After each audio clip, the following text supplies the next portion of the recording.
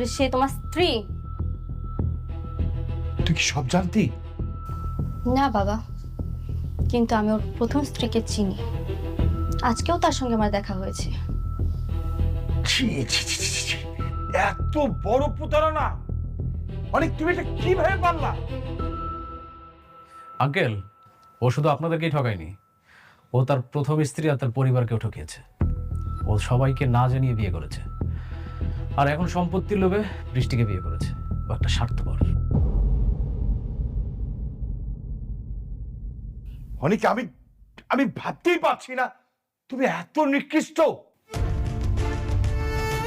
Sorry. What sorry? সম্পত্তির লোভে আমার সহজ সরল মেয়েটাকে বিয়ে করে এখন তুমি সরি বলছো?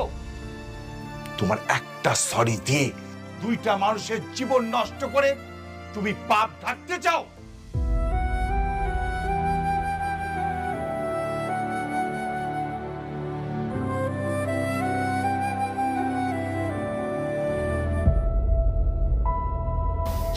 কেন করলে এমন? আমি তো তোমাকে জোর করিনি, আমি তো তোমাকে ভালোবাসি। সেই শুরু থেকে আমি তোমাকে ভালোবেসে এসেছি, আর তুমি আমার ভালোবাসার এই প্রতিদান দিলে। আমি নিরুপায় ছিলাম। চুপ, আর একটা কথাও বলবে না। তোমার সাথে কথা বলতে আমার এখন ঘৃণা হচ্ছে।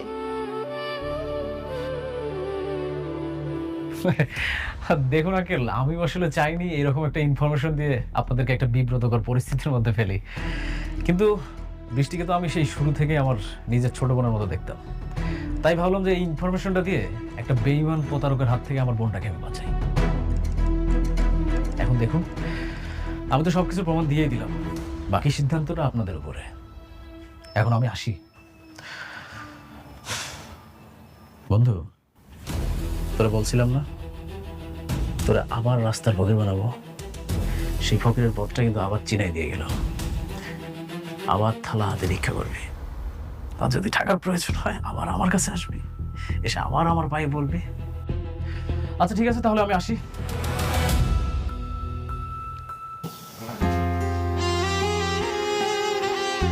এতদিন আমার ভালোবাসা ছিল একতরফা, কিন্তু যেদিন থেকে তোমাকে বিয়ে করেছিলাম ভেবেছিলাম আমি যেভাবে তোমাকে ভালোবাসি ঠিক তেমনি তুমিও আমাকে ভালোবাসবে। কিন্তু আমি ভুল ছিলাম। তুমি কখনো আমাকে ভালোই বাসোনি, আর আজকের যে আঘাতটা তুমি আমাকে দিলে না, এর জন্য আমি তোমাকে কখনোই ক্ষমা করব না, কখনোই না।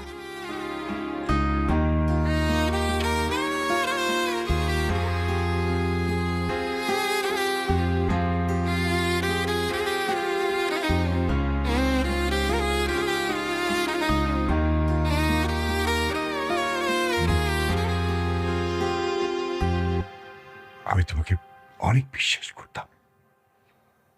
আমার মেয়ে তোমাকে অনেক ভালোবাসতো। এটা তুমি কি করলা? তুমি আমার মেয়ের সাথে চিট করছো, আমার সাথে চিট করলা। ছি, এটা আমি তোমার কাছ থেকে আশা করিনি। আমার মেয়ের যদি কিছু হয় না, আমি তোমাকে ক্ষমা করবো না। তোমাকে আমি ক্ষমা করবো না।